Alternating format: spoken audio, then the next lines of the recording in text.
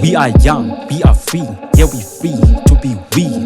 Give us the voice to be, we have the eyes to see the true Wakanda. Makhanda media talks to me, newsfeed make a good read, they wonder, we can uplift the economy.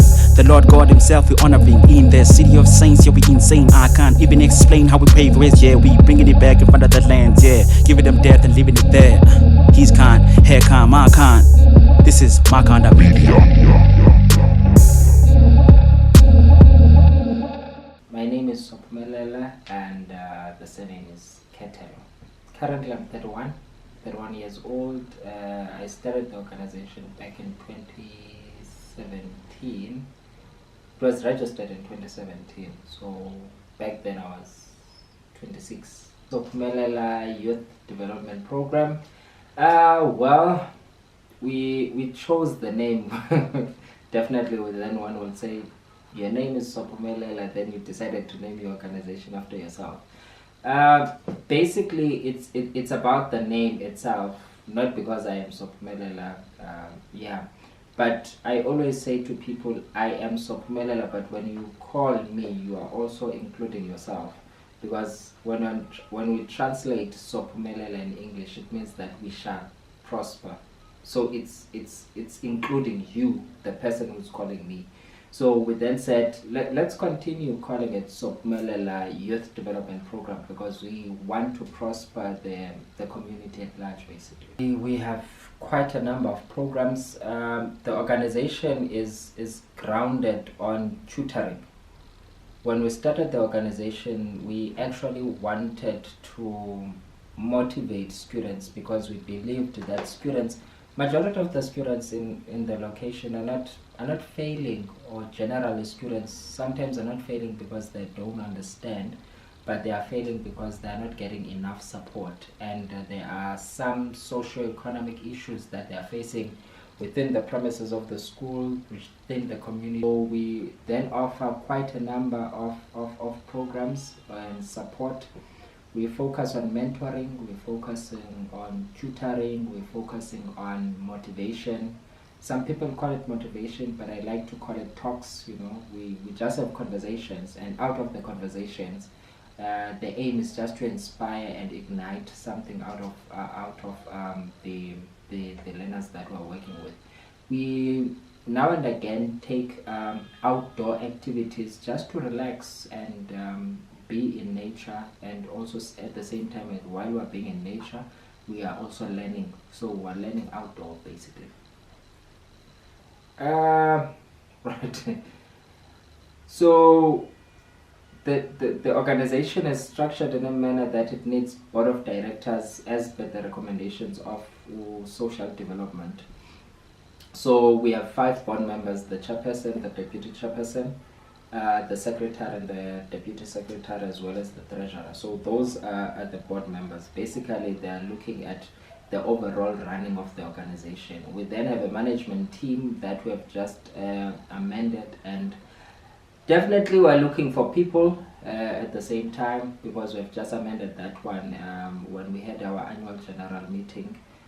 So we're basically having an academic well-being officer, the social well-being officer, and a legal officer, as well as a media officer. So basically we've got 4 people who are supposed to be on the ground doing the actual work. So the media officer is someone who's supposed to be responsible for our social page and all the media, all of these things, similar to what is happening currently here. So that will be the media officer, and we've got a legal officer, person who is looking at what is it that we're doing and is it legally sound. Because what we have learned is that we might do something because we just want to do it as an organization and it sounds well with us, but what are the legal implications of doing such things? And then we have academic officer who's looking at the tutoring and mentoring of the organization, as well as the social well-being, who's looking at what needs to be done with the learners holistically. So generally, running an NPO or running any organization for that matter, it's no child's play. this question actually reminds me of a conversation that I had. I think I'm running an organization yet being an employee. So I don't know for someone who's running the organization and yet not being employed. You know, I think those are two different things. Because an organization on its own, it's time consuming and it is demanding. It is strenuous. You know, it's all of these things. It's not. It's not a fancy thing. It's not about the title, but it is about the responsibility and the work that actually needs to be done. So you wake up sometimes at 3 a.m., at 2 a.m. because there's this thing that rings at the back of your mind that this is something that needs to be done. So you wake up and you get a pen, a paper, or you sit on your laptop, you do the work that needs to be done. You are dealing with people. That's another thing there. You are dealing with people. People are different and people are having different backgrounds. So you are not going to interact the same way with people, you know. So there are definitely going to be challenges. So running an organization is not an easy task. For me, it's about the passion, the love of doing what I do. You know, you get something that people mainly don't talk about. If you are running an organization, you spend money. You know, at times you take out of your own pocket. Many times you take out of your own pocket. But if you don't love what you are doing, then you are likely to regress and say, this thing is not for me. So for me, it needs passion. It needs you yourself to be motivated at first, because you can't do something that you are not motivated, and you can't do something that you don't like. So in Makhanda, it's a small town with many challenges, but I think for me it's the passion that continues to drive me. You know, and I like the fact that it is a small town with the challenges. I don't have to struggle that much like I'm in East London or Port Elizabeth, because I believe if I can be in those places, the challenges will be more than what I'm facing today. So for me, it's a training, and I'm enjoying it. Yeah. Currently, we are driving a program called a Love Day event. That was basically our first event as an organization, and we then decided to have it as an annual event, where we say on the 14th of February, which is known as the Valentine's Day, let us have that day as an educational day, you know. So what we do on that particular day, we have sanitary towels and cosmetics. And what we have opted to do as an organization, not to do it in a traditional way, whereby we call all female students and have them in a room and educate them about menstruation and then give them sanitary towels. So what we have done is to say, this is not the main problem in our own perspective as an organization. The challenge is that we have males that are within the school premises that are taken out when you are teaching about menstruation. And yet these females need to be with the males when they are experiencing menstrual cycles and all of those things. So we saw it fit not to educate females, because they are the ones that are going to go through that process, but let us rather educate males to acknowledge that this is nature, and females, they can't run away from that. So what we basically then do is to have males and females in the same room. We talk about menstruation. And in talking about menstruation, we go an extra mile of taking sanitary towels and giving those sanitary towels to males. You know, it's something, because we know as males we don't want to have these sanitary towels. You know, but holding a packet, a sealed packet, does something to a male person, I believe. And then in the process, we educate about menstruation, and then we allow the males to take the packet and give to the ladies in a manner of saying that I think I'm now clear about the challenges that you are going through.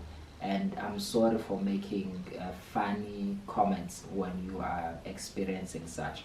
So currently we are in that drive, trying and calling upon community members to work with us in collecting the sanitary towels, cosmetics, because we believe that there are many learners that are in need of this. Last year, 2021, we supported 21 learners. We adopted 21 learners throughout the year of 2021, where we were giving them sanitary towels and cosmetics throughout the year of 2021. This year we plan to do the same, and hopefully to even expand the number of female learners that we're going to be supporting. Furthermore to that, we have given ourselves a challenge this year as well to dress up 6 learners in full uniform. So we're working with 3 schools, that is Kutleso Daniels, Nathaniel Nyaluza, and TEM Kwetiana.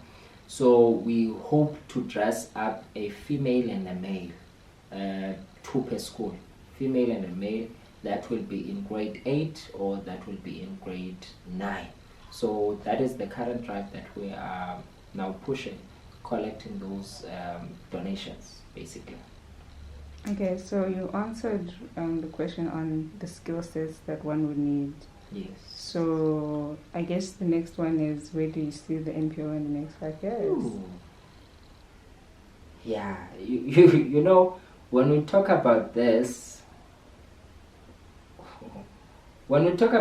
it's so fun. I don't think people are expecting what I'm going to give as an answer. It's for me, it's not about expanding, you know. It's it's totally not about expanding. For me, it's about mentoring these young people that we're working with.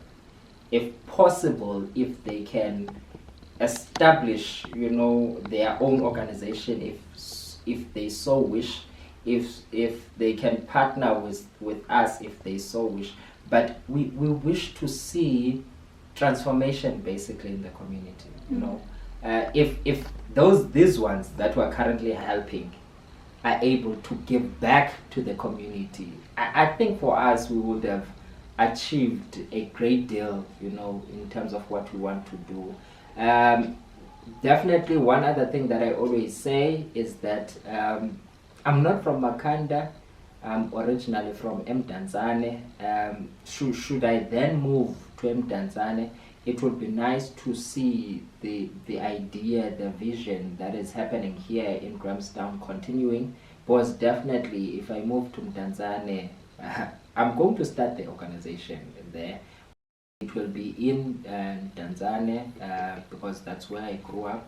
And I would like to give back to Iskolo and Sugaposo Iskolo that I come from as well. So definitely if there are people in different locations which wish to partner with us, we welcome that. If they wish to have the organization in their local areas, then we can talk about that. But for me personally, it's not about having the name of the organization, but it's about the work that needs to be done, you know. Sometimes it's not even about establishing an organization, but it's just that the formalities of the country require us to register, you know, and have this work in a formal way. But definitely it's not about being there and being known and all of those things. Definitely it's just check how you can partner with us, how you can volunteer in the organization. You can first check us on Facebook, that is Sophumelela Youth Development Program. So it's there on Facebook. You can contact me on 073 0073 624. So that's my cell number, on WhatsApp as well. You can send us an email, you know, on chairperson, small letters, chairperson@sydp.org.za. So basically we are available on those platforms, or maybe you can even send an email to admin, you know, if yeah, it is admin at sydp.org.za. So basically, yeah, we will definitely try to respond as soon as we can. This is Makhanda Media.